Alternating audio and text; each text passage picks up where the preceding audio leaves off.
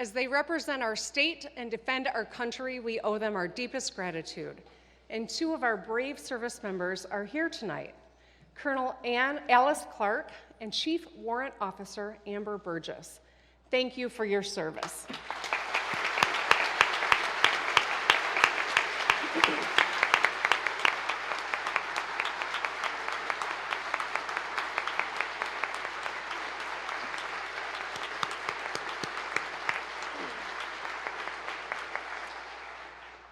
And there's another person who isn't with us here tonight, but who is here with us in spirit, Governor Bill Milliken.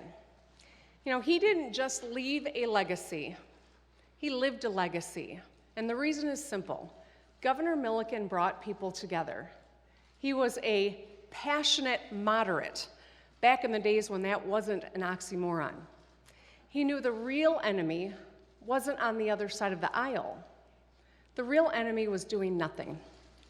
In the governor's memory, and overlooking the beautiful waters he fought so hard to protect, we will break ground on the Milliken Visitor Center at Arch Rock on Mackinac Island this year.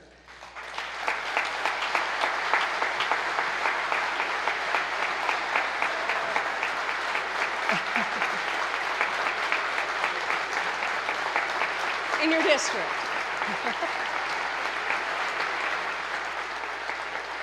Stay on your feet. Please stay on your feet because his son, Bill Milliken Jr., is here with us tonight.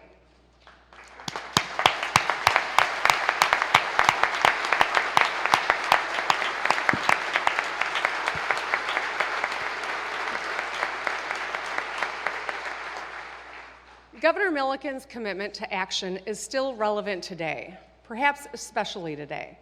If you don't believe me, ask our kids. Ask 13-year-old Monty Scott, who is sitting right up there with his mom, Trinell. Monty lives in Muskegon Heights, and his neighborhood was plagued by potholes. Potholes were almost an ankle deep, and after some expensive car repair bills, he got tired of waiting for the adults in charge to fix them. So Monty took action. To the delight of his neighbors and his mom, he grabbed dirt and a shovel from his backyard and filled them himself. When I met Monty, he told me his dream is to go to college and to run for mayor. I wouldn't be surprised if Monty is giving this speech one day.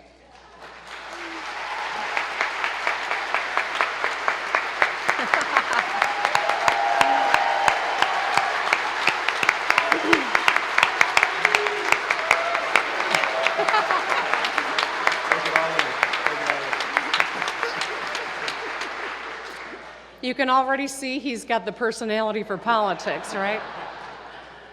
Monty's generation is a generation of doers, and they want to do good. They inspire me, and we, the adults in charge, should do everything we can to build a better future for them. Over the past year, we've made some good progress. After 6 straight years of the highest auto insurance rates in the nation, we passed historic legislation, bipartisan legislation that puts money back in people's pockets and brings down the cost of car insurance.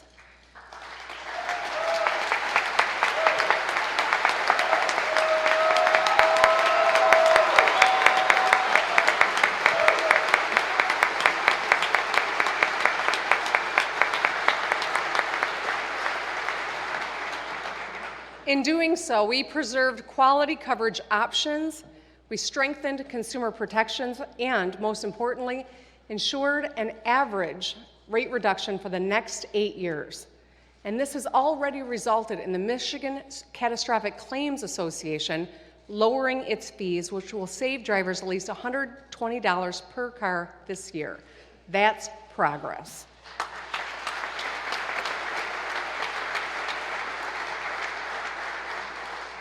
Also last year, with Secretary of State Benson, we launched redistricting efforts to strengthen our democracy and to make our elections more fair. And with Attorney General Nessel's leadership, we're holding companies that profited from peddling opioids and corporate polluters that put harmful PFAS into our water accountable. We have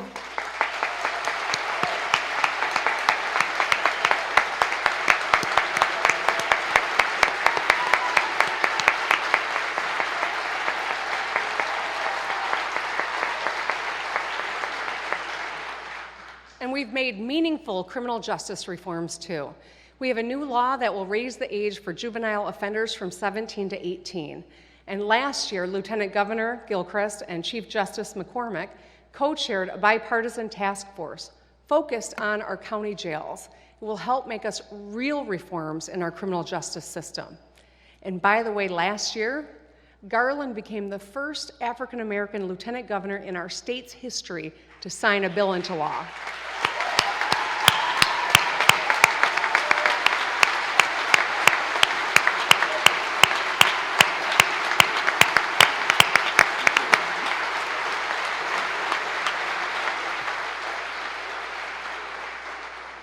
It's been a year of firsts. We created and named the first Clean Water Public Advocate and created the Environmental Justice Advisory Council. The first pride flag flew over the governor's residence and the Romney building.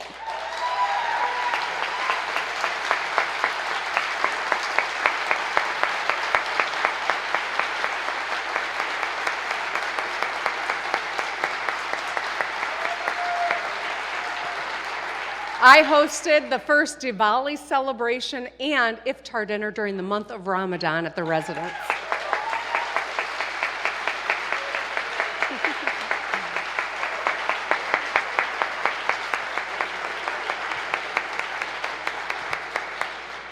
These firsts honor the beautiful diversity that is Michigan. Unfortunately, we've also seen an uptick in hateful, harmful language in Michigan and across the country. A lot of it starts in Washington, D.C., and now it can feel like it's working its way to Lansing.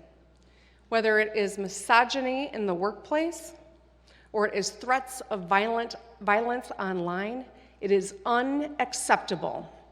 Let's debate, let's disagree, but then let's everyone in this room live up to our responsibility to stand up to hate and harassment.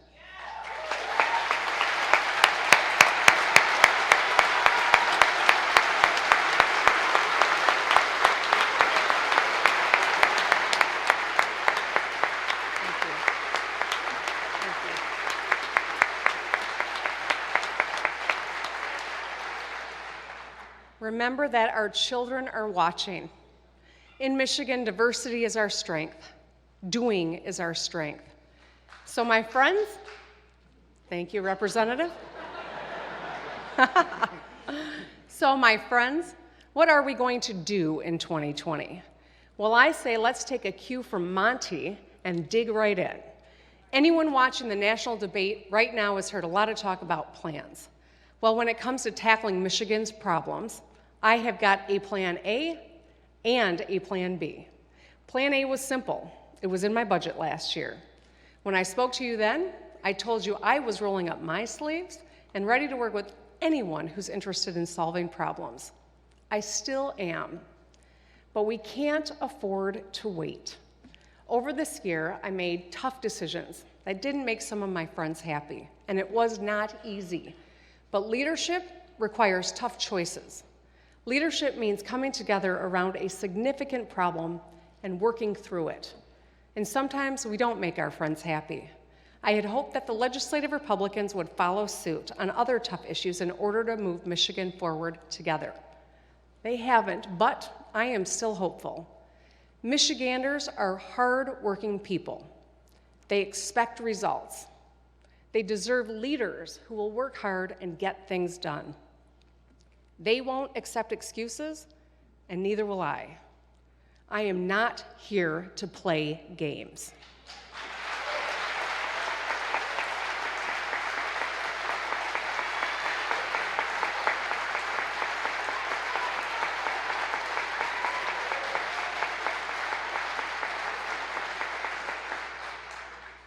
That's why it's time for Plan B. And it's not getting Monty to fill all the potholes in Michigan. For those of you who want to keep playing games, I'm going to press on without you. I'm going to use the power of my office to do what I said I was going to do. Because for me, for Michigan, impatience is a virtue. No more waiting around to fix our roads or improve our schools or strengthen our families. The people of Michigan are counting on us, and it is time to act. and it starts here and in this room. Tonight's speech will be shorter than usual. Believe me, the people of Michigan don't want more ceremony. They want concrete action, and sometimes they just want concrete.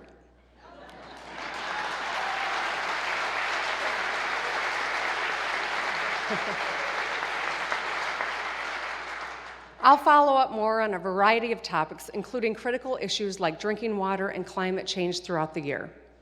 Water is one of Michigan's greatest and most urgent challenges because it touches nearly every aspect of our lives. Recent headlines about PFAS and Great Lakes record water levels and their impact on tourism and agriculture and infrastructure speak to the magnitude of the urgency of the challenge ahead. You'll hear a lot more about this in the coming weeks. Tonight, I'm going to focus on roads, education, jobs, and healthcare. I've spoken about building bridges, metaphorically, between our two political parties. But disappointingly, we've had political gridlock. We've had to literally close bridges in Michigan. Last year, I proposed a real solution that would have fixed our roads by 2030 and freed up funds for the education of our kids. That was Plan A. It was a serious solution. It was a real solution. It was an honest solution to the problems that we inherited. But some thought otherwise. Let's just say it wasn't warmly embraced. But I'm not giving up, because the problem remains. In fact, it's worse, because another year has passed. Michigan roads are the most beat up and dangerous in the country.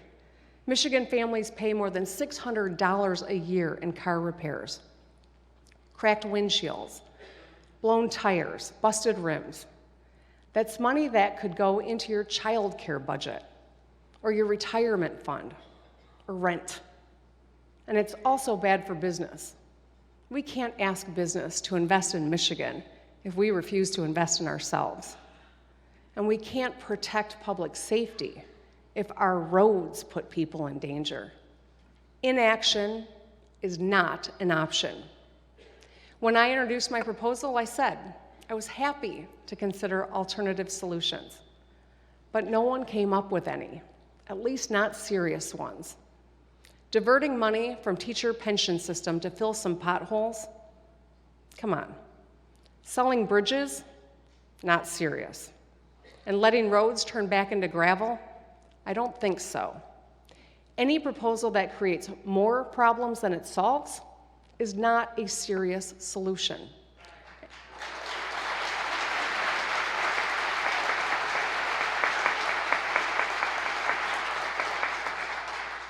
And so it's time for Plan B, executive action.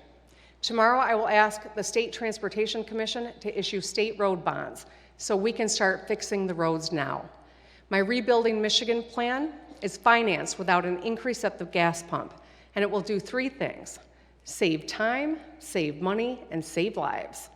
Since it doesn't require the legislature to act, we can get started right away, and that's important. Cutting down on the time we take to repair Michigan's most frequently traveled trunk lines and state roads is fiscally responsible. We can add and expand 122 major new projects, and nearly double the amount available to fix roads over the next 5 years than if we wait. We can get to work on these state trunk line roads and freeways and take advantage of today's low interest rates. Over the long haul, we're going to actually save money. It just makes sense. So from now on, when you see orange barrels on a state road, slow down and know that it's this administration fixing the damn roads.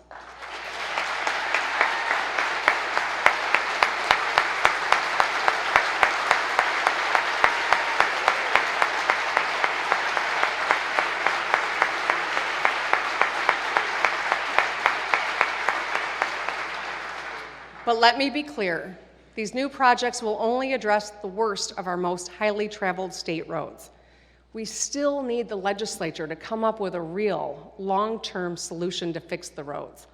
So the next time you're driving down your local street and hit a pothole or see a bridge closed, call up the leadership in this building and encourage them to act.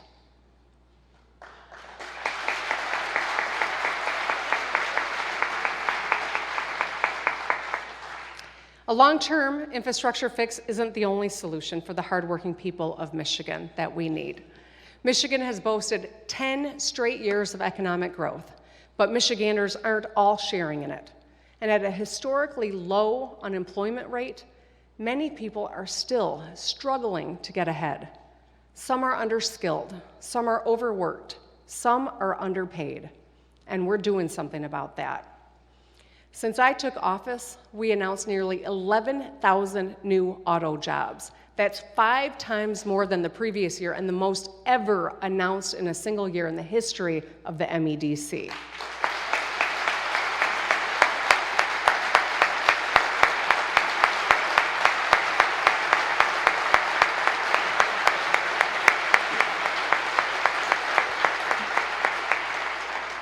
Our deal with Fiat Chrysler is one of the nation's largest automotive assembly plant deals of the last decade, adding over 6,000 jobs and generating $4.5 billion of investment.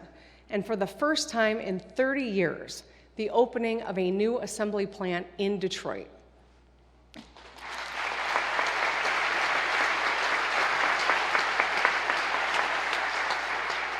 Our deal with Ford Motor Company will create 3,000 jobs, producing the first ever fully electric F-150, securing Michigan's pole position in mobility innovation. And just this week, we worked with General Motors to announce more than $2.2 billion investment in their Detroit Hamtramck facility.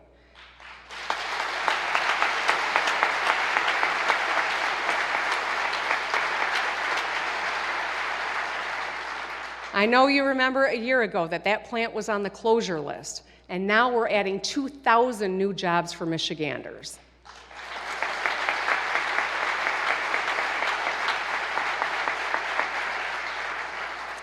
We're growing jobs outside of the auto industry too. My administration has continued to work with the Canadian government on plans to construct the Gordie Howe International Bridge, a project that will create thousands of good-paying Michigan jobs and spur economic growth in our state for years to come. The Canadian Consul General, Joe Comartin, is here with us tonight. Please join me in applauding our Canadian neighbors for financing this project and remaining a steadfast partner.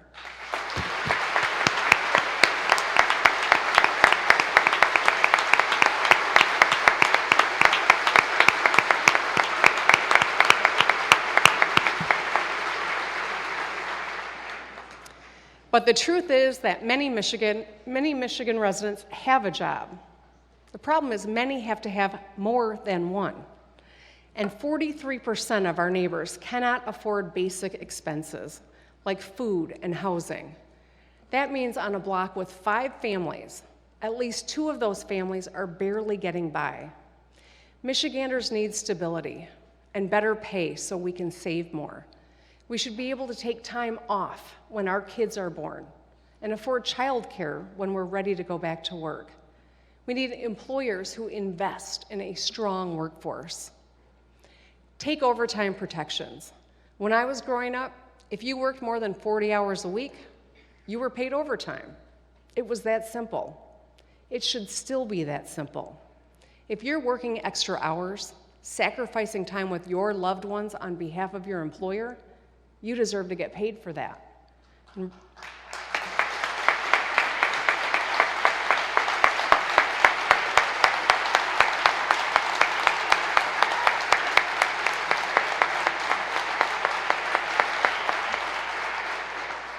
But right now, only workers making $35,000 or less have overtime rights. That threshold is too low. And as it stands, only 1 in 6 salaried workers in Michigan benefits. So I've directed the Department of Labor and Economic Opportunity to expand the right to overtime pay to tens of thousands of Michigan workers. If you're on the clock, you deserve to get paid.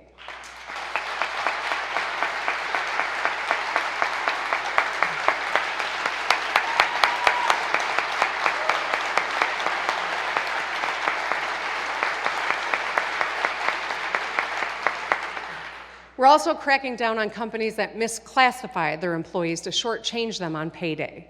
That's called payroll fraud, and it's illegal.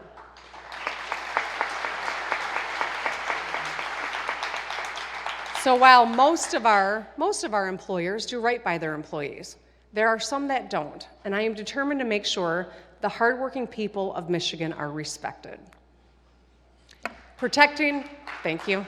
Let's keep rolling. So, protecting our workforce is one step. Preparing our workforce is another, and that starts with our kids. Michigan ranks in the bottom 10 states for overall literacy. We're doing something about that too. This year, we're doubling down on the commitment to invest in early literacy. We're working to make pre-K universal for kids living in districts where test scores are low or poverty is high. And we're providing better access to child care.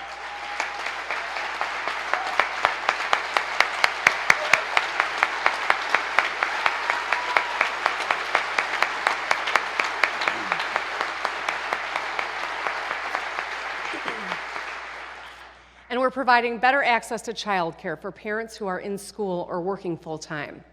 Then, once kids reach school age, we're making sure they get the reading help that they need. We've already tripled the number of literacy coaches in the state.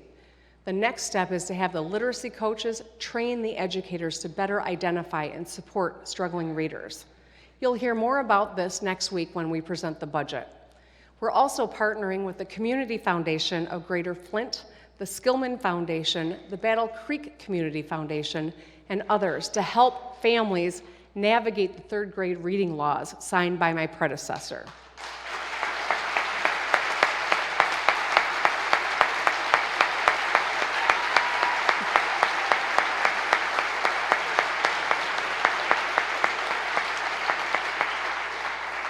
This punitive law could be a nightmare for families, and this initiative will give parents and students the resources and support they need to get through it. We can get ahead of this problem if we start early. But our work cannot stop with early literacy. All Michigan students should have the opportunity to go to properly funded schools. The one-size-fits-all approach does not work. Any teacher can tell you.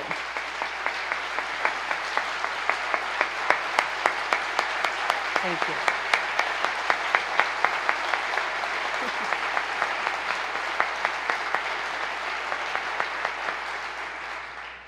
Any teacher can tell you that every student has potential, but their needs are often very different. This year, together, we moved forward on an equitable funding formula. We did that together.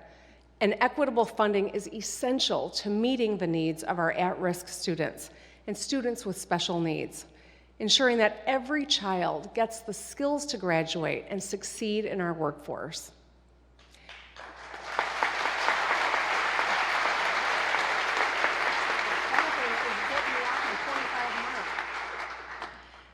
So while we're talking about skills, in 2019, I set an ambitious goal to increase the number of Michiganders with a post-secondary credential to 60% by 2030.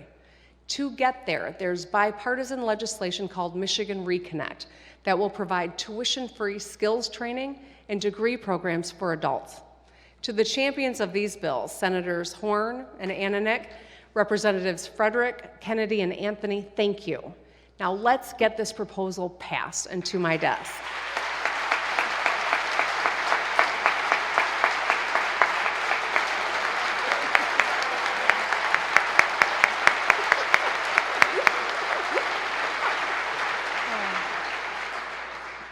Our business community supports Michigan Reconnect, and here's why.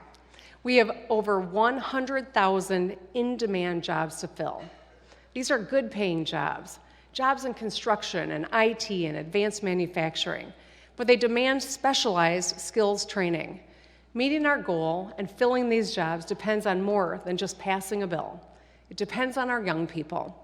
So, to Michigan's high school seniors, including mine, I have 2 words: keep going. Make a plan for after high school. Find a program that is a good fit for you, whether it's a union apprenticeship program, a community college, or a university. And please, class of 2020, fill out your FAFSA form.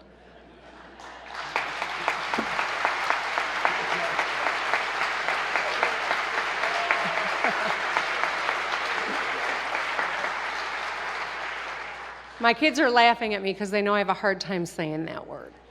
FAFSA unlocks the Pell Grant and additional federal and state financial aid. Last year, our students left $100 million federal dollars on the table.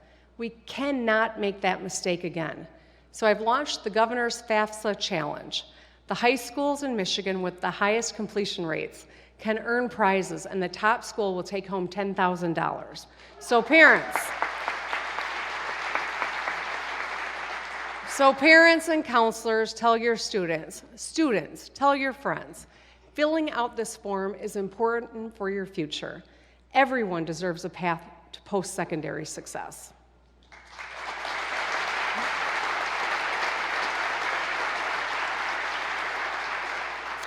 And everyone deserves access to a quality, affordable health care. In 2014, we expanded Medicaid to cover more than 600,000 Michiganders. It was a good thing for our state, but more must be done. Many residents lack access to affordable health care. Either they don't have insurance at all, or the costs are so high they can't get the coverage and care that they need. You would think that Washington would be trying to figure out how to improve the Affordable Care Act instead of using our court system to kill it. Dismantling the ACA would be disastrous for our state and devastating for our people. One of the most important ACA provisions prohibits an insurance company from denying coverage to people with pre-existing conditions. Without that provision, the coverage of millions of people in our state would be at risk. We need to enshrine these protections in our law. Some Democrats in the legislature, including Representatives Kupa, Hoadley, and Kolazar, have come up with a proposal, and it's a good one, like protecting people with pre-existing conditions and preventing insurance companies from discrimination. But we need support of lawmakers on both sides of the aisle. I urge you here to think about your constituents. Think about any woman you know who's had a child, or any child who has asthma, or someone with a chronic condition like diabetes or high blood pressure. Pass these protections. It is the right thing to do.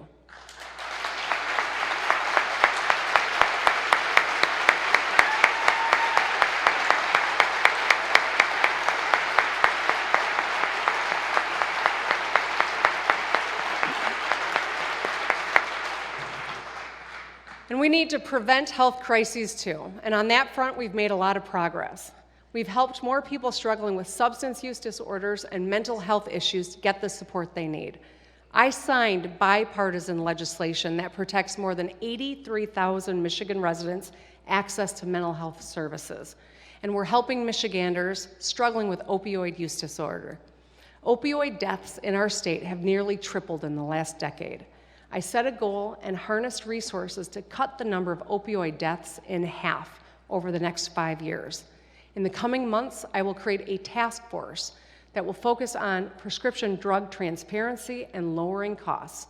Because if you can't afford to fill a prescription, you could wind up in the ER or worse. And my administration is also working to ensure a safe, healthy environment for all new moms, especially moms of color. This year, my budget proposal will extend health coverage for low-income women who have had babies. We will extend postpartum care from 60 days to 1 full year after giving birth.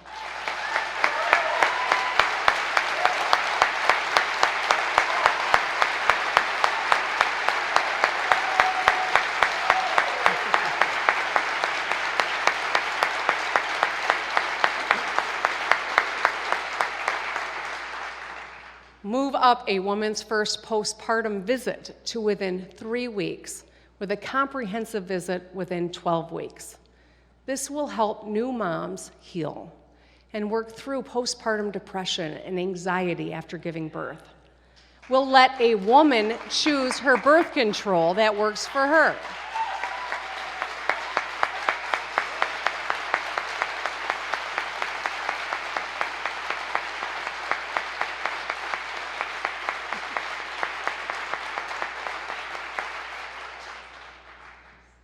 A novel idea, I know, but we are going to ask a woman what she wants.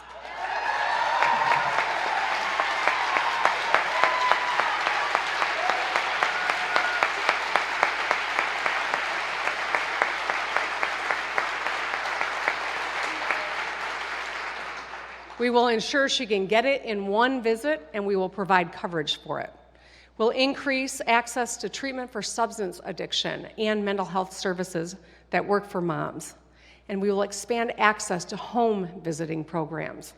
This will make a crucial difference for new moms and for the youngest Michiganders.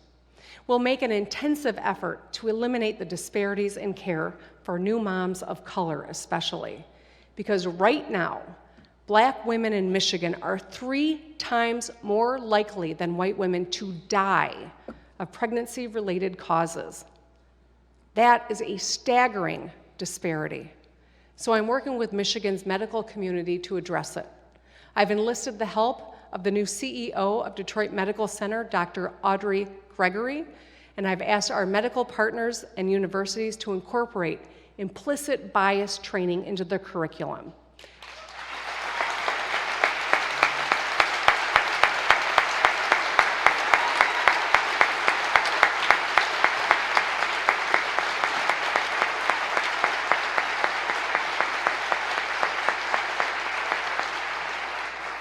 So that as people of color seek health care, they'll be treated with equal dignity and respect, which will yield better outcomes.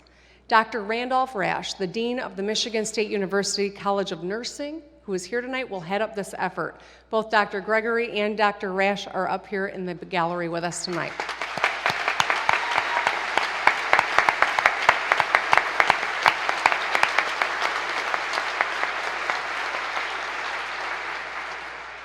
We need our medical professionals and our future doctors and nurses to be aware of bias and root it out, so we can promote equity and outcomes for every baby and every mom. So here's the bottom line. The health of our state is only as good as the health of our residents.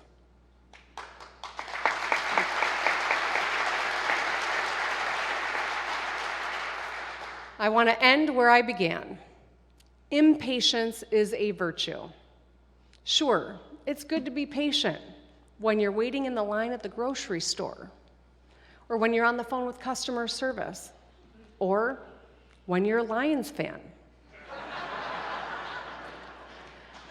But not now. Not when people's lives and livelihoods are at stake.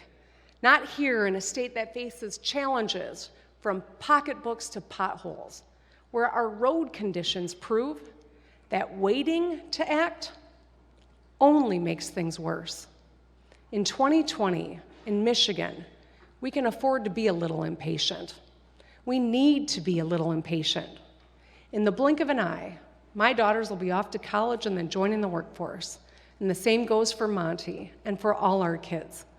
Let's fight for them, not with each other.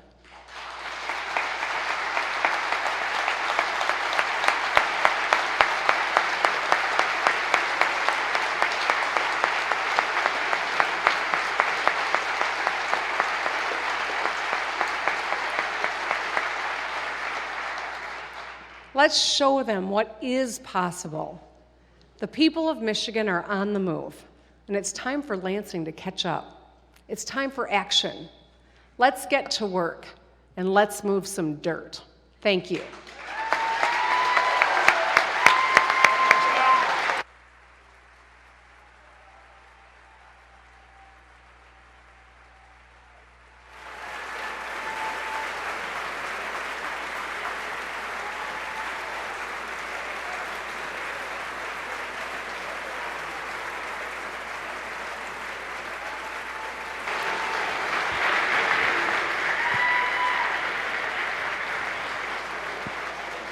The escort officers will escort the governor and first family from the chamber.